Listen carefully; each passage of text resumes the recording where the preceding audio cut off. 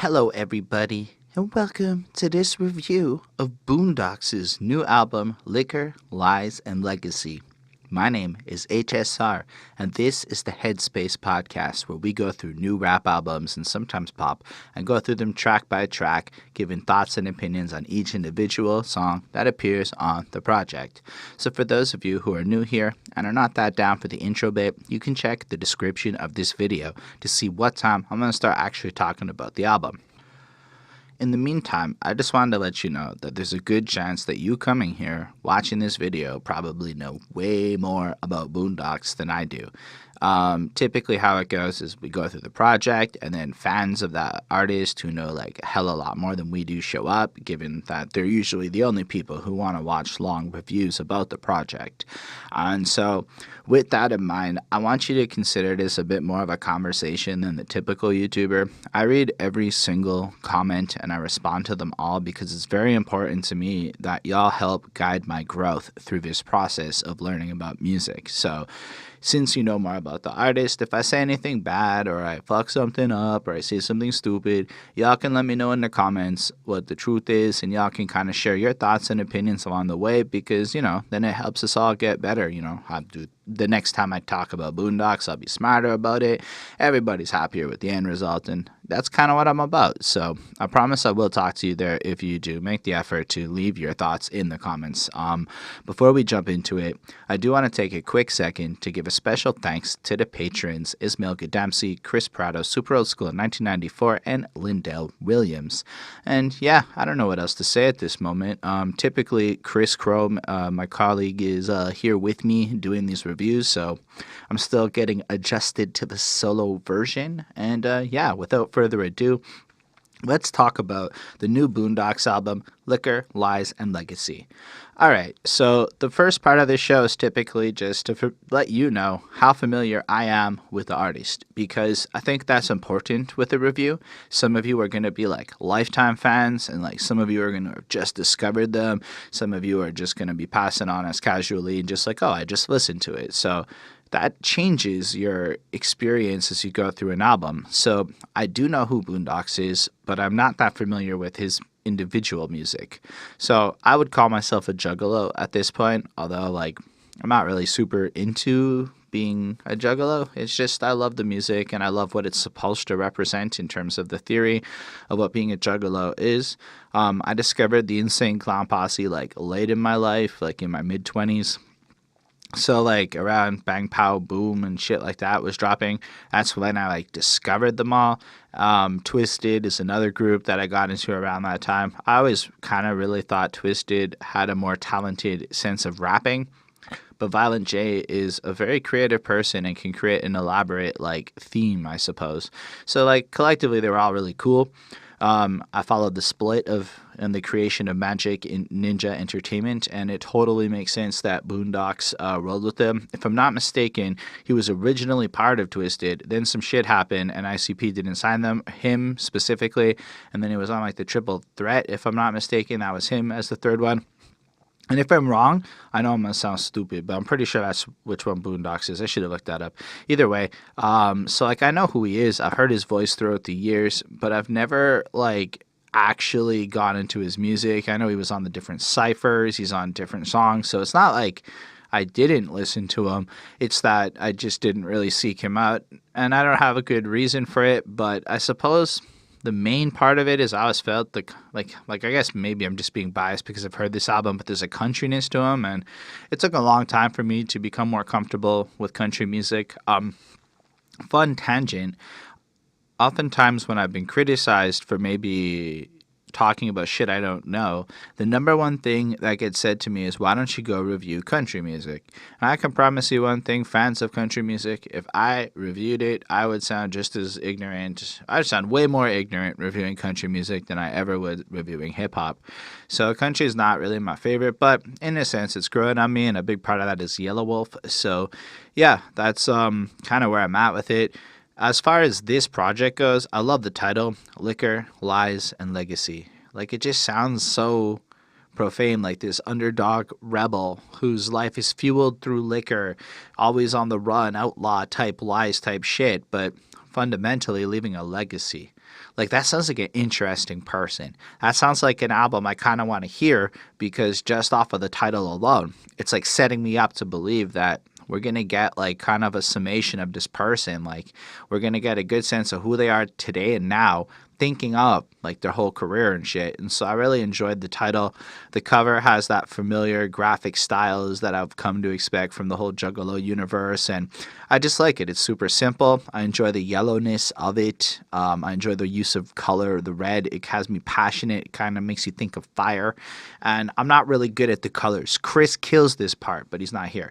So yeah, without further ado, let's get into the first track and let's talk about B and G. Georgia pines, that's where my mama raised me. All right. My first point for this review is that the lyrics aren't on Genius yet. Genius being the lyric website, and I couldn't find the lyrics printed anywhere on the internet, and that makes it really hard to get super quotey with it. And so we're just going to go with what I was able to pick out. And if I actually misquote lyrics throughout this review, which I probably will, it's because I was kind of rushing to make sure I got my notes down and what I wanted to say more than specifically verbatim what he said. And I know that might come off disrespectful. That's why I wanted to bring it up right now. I'll let you know that I'm aware of it. And I apologize in advance. And all you super fans, how come the lyrics aren't on Genius yet? I'm just wondering. That shows just asking. Anyway, my first thought was, what the fuck is B&G? Like, I'm a city boy. I know what the fuck he was. And then at a certain point, I was like, that blah, biscuits and gravy. And I'm like, oh, B&G, biscuits and gravy. Okay. Now, this song is like country as fuck. In terms of like the lifestyle, right? He's just trying to let you know where he's at, like who he is, where he comes from a bit, you know? But I don't really understand the specific raps. They've got slangs in it. They kind of really, it sounds like any other country dude spitting rhymes about growing up country. I'm and then you got like your chorus with, I'm an old school country boy, catfish, biscuits, and gravy. I spend most of my time in the sunshine, baby. And I'm like, fuck, that's really not my life. I'm not that into fish. Biscuits and gravy is just not something that is so in my world. And I end up spending so much of my fucking time in a room that it's like the opposite of what I'm living through, you know?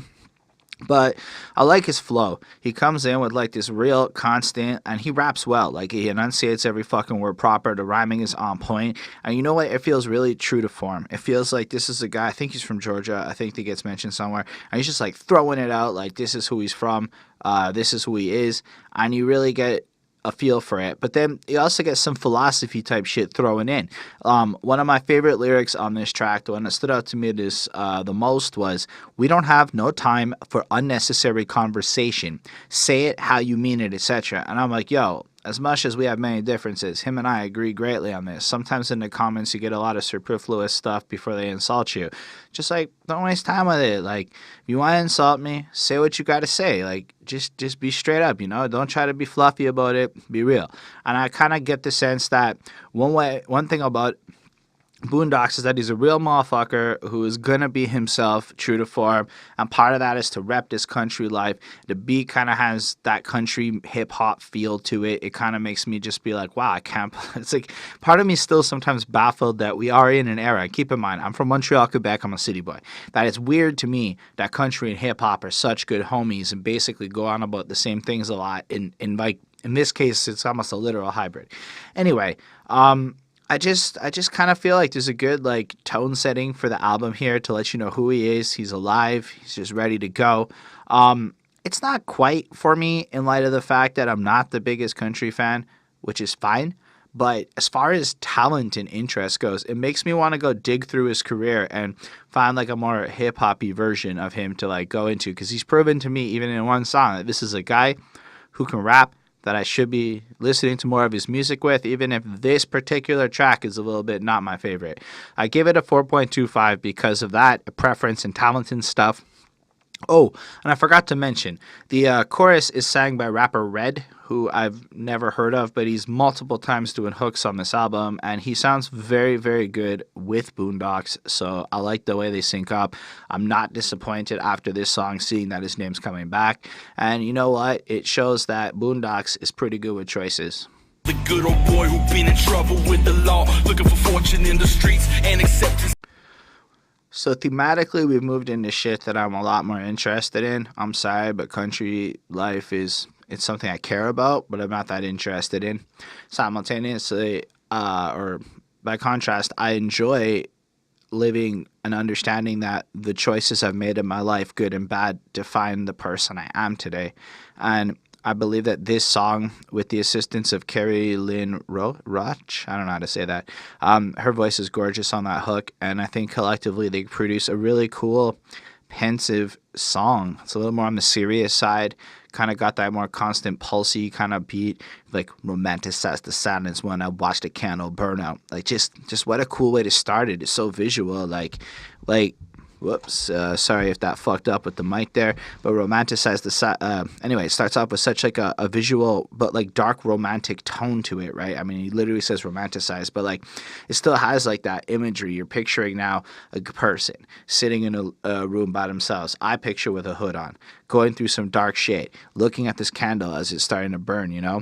And then it kind of like flows, and you just picture him thinking and being pensive, and he says some like cool lines, like hoping that the song I'm writing keeps me off of Section 8. And I'm like, if I'm not mistaken, that's like the welfare, the poor system in the States. So it's like you have a guy who's maybe thinking back on an earlier time, or maybe he's just thinking back on the choices he's made, and like the choices to make this rapping situation and how it's going to be his scapegoat to escape the poverty or whatever negative situation in his life, or wishing on a star will never got me very far. The strings of this guitar may not get me up the bar. And when I heard that, I was like, wow, that's pretty deep, right? Because let's be real, I'm a 31-year-old who makes podcasts reviewing music so I can learn enough about music so that my own songs don't suck.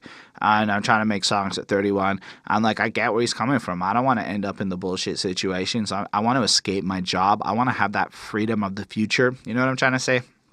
And I feel like this song like just really, really fucking hit me in a strong sense. There aren't many in society grieving for a heathen. Like, what a powerful notion, you know? Because the truth is we're so quick to like, as people indulge this middle-class, common-sense-driven, normative lifestyle that is probably 50% of people out there. I don't know. I'm just throwing a number up my ass. But I'm more of the degenerate, broken side where I had to go through some shit growing up. And I can tell you that when people do get some hints of some of, like, let's say, my more negative characteristic traits, it's like, nah, I'm a heathen, man. I'm not really in the club. I'm there on talent. I'm there because I have to be there. Like, people have to accept who I am. But on the other hand, I think a lot of this song is to be comfortable with your choices, and it just feels so growth-oriented. Like you feel like he has grown in himself to be okay with who he is as the result of everything. And I feel like I'm at a similar place in life from where I'm at, so maybe this just hit me hard because of that. But the tone of the beat really matches the song, and that's something that's really cool about the last one I didn't bring up. The last one felt like country, like banger. And it was. And this one feels like super pensive track, and it is.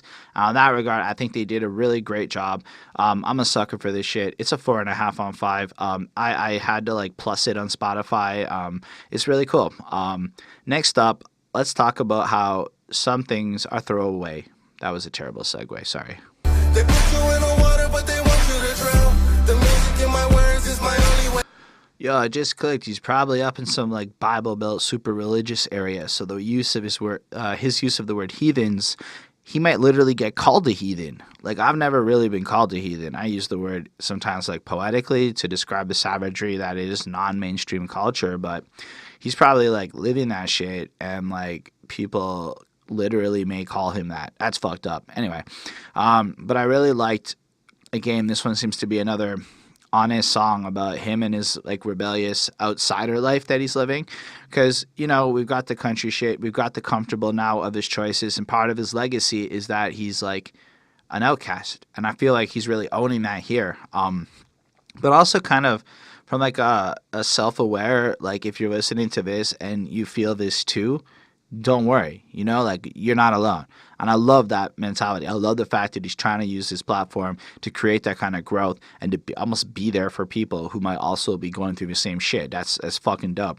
This one has Polo Frost joining on the hook. And if anybody like rapped that wasn't him and I missed that, like, I'm sorry. I didn't have time to dig that deep into what literally everyone sounded like rapping in case they did. That shit takes like extra serious time.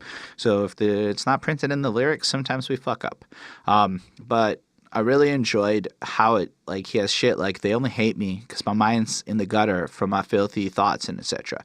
And I'm like, that's true. People are like that. Like, if you like kind of like think different and challenge any kind of a status quo, it really invokes like the fucking worst. And then he kind of like plays up on my tone and he describes the topic further, but it culminates into like this lyric where he's like, busy speaking to the heathen, screaming only 2 words, fuck you.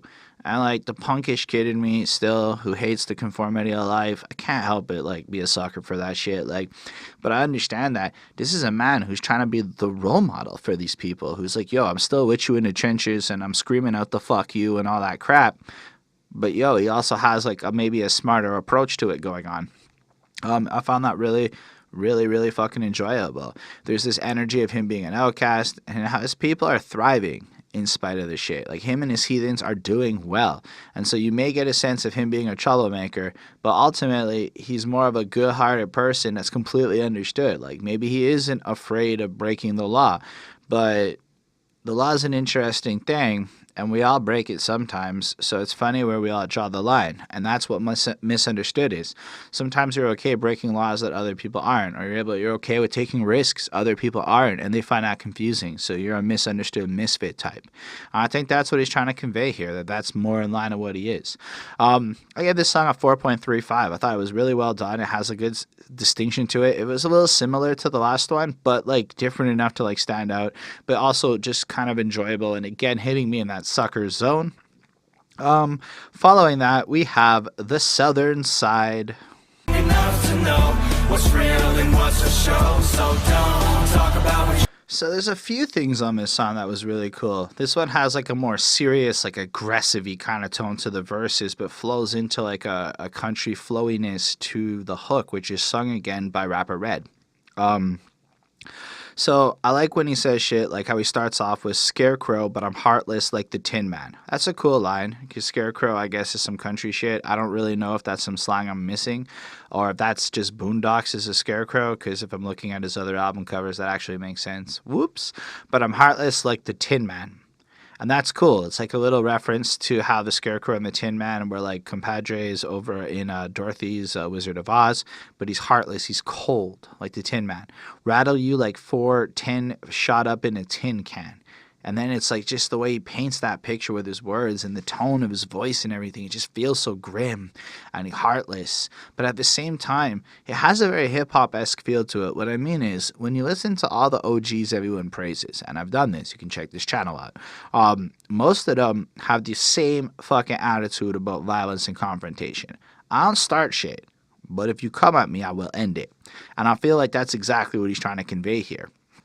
That's pretty dope. He paints this grim picture of this dark, showing how he is not one to be fucked with. That's like the whole song kind of plays out.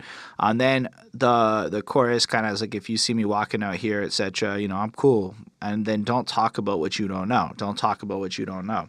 Now, I don't know how much I agree with that don't talk about what you don't know statement. Sometimes that creates silos of like social isolation, which is proven to be very bad in a globalized modern society. I think about this shit a lot, and I get where he's coming from, because I've also learned through doing these reviews that it's one thing to talk about, say, music about the hood and talk about the music. It's another thing to offer social opinions on the hood, something I don't really know, and be wrong about it. So in the same way, for me to criticize his lifestyle with the choices he makes, coming from the environment where at some point he talks about his dad like literally told him like, yo, bring a gun with you. You've got to do this. Like, I don't know that life, man. I know the call the cops and they'll fucking come version, you know? They're not useful, but they'll at least show up. They're not that useful for most things. What I'm trying to point out is I really enjoy the sentiment and the honest rawness of what he's trying to do with this. My favorite lyric on the whole album, in fact, it's pretty fucking cool, all things considered, is disarm you with a smile, then I'm smashing your pumpkins. Because one of my favorite songs by the Smashing Pumpkins is Disarm, which starts off with disarm you with a smile. And just the fact that you're getting a Smashing Pumpkins bar delivered dopely on this project is fucking dope. There's a bit of a musical bridge, which I feel is a bit country-esque, that comes right before the last hook. So it's like verse, hook, bridge, hook. I'm okay with this one. I'll give it a 4.25, and it's exactly what it's supposed to be. I gain less in my interest sphere for parts of it, but the overall sentiment of the song is really cool. Anyway, we're halfway through this little project, and the next one is Free Soul. Paying the cost of putting tears in so many eyes when he dies. I feel like I don't 100% know what this track is, but if I'm right, it's that life is pretty fucked up. There's so many unanswered questions of darkness and doom, and it makes him, when he's feeling overwhelmed, want to just like get in his car, open up his windows, and just like cruise and kind of zone out like that. That sounds nice, to live in a place where you can just go fucking do that easily. It's not so simple in the island of Montreal. I mean, you can, but like, it's just not as simple. It's a lot of driving before you get to the fun part. A lot of city bullshit, which I imagine isn't as relaxing as cruising through the beautiful fucking countryside. Okay, it's just not gonna have the same therapeutic end result. Instead, there's other stuff to do here, I imagine. Overall, this song has a cool singing where him and this Stephanie Eulinberg kind of harmonize with each other on that chorus, which I thought was really nice. The verses are proper. I noticed that his flow is very consistent. He's not like changing it up a whole bunch in the sense of like coming up with new, super distinct and new rhythm styles. It's a lot about the message. It's a lot about what he's got to say, and he's keeping it real, and I appreciate that. Not sarcastic. I know sometimes I sound like a shithead. It's just me. So I appreciate all of that. I appreciate how well this beat is produced. There are a couple of great lyrics on this, like, all I know for sure is you can't trust the governments, but wispy keeps me, the demons in me busy, or some shit like that. And it's just interesting to see that level of honesty, that level of like just open, like he's just putting his soul out to us, you know? Life is filled with too many questions and not enough answers, and then he mentions kind of letting go and shit. You know, it's like there's so much darkness and everything just like wants him to escape. That's what I think this song is about. It's pretty good. I don't know if I like it as much, again, as maybe, say, Choices, which really, really, really hit me. But I give it a 4.25 because I think this is really well-rounded. Musically, it sounds different enough, and it's got a good variety. Now, like, I've decided the way I'm going to be doing these reviews is they might come a little later, but I'm going to get more listens into every project. And I really still feel like a good feeling hearing this song, having heard it now like 5 or 6 times. So that's a really positive for this track. The next one on the album is Comfort Zone.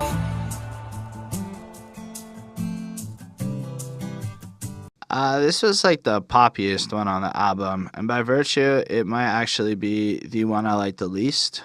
But it's like country rap pop, so it's kind of venturing into some sonic territories I'm not down for.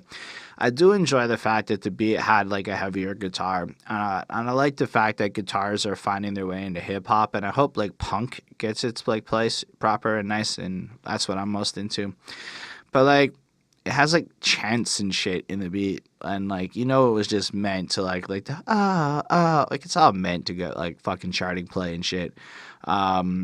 I don't know. Sorry, the chants aren't in this beat. I was reading the wrong song. I was right about everything else I said here. The chants are in the next one. But in this one, he just kind of feels like the past is calling him, and he's trying to figure out how to escape his demons and maybe live different, but like his comfort zone or the habits he repeats keeps being there and is an ever-present force in his life. He's got lines like, you think by now I learned my lesson and figure it out. You know, like it's like, okay, yeah, it's kind of him looking back, and he's still falling short, but I do want to give him a serious amount of credit for his level of self-awareness. Again, my mind's in tune. I finally got the timing right, you know, like his stuff, like he's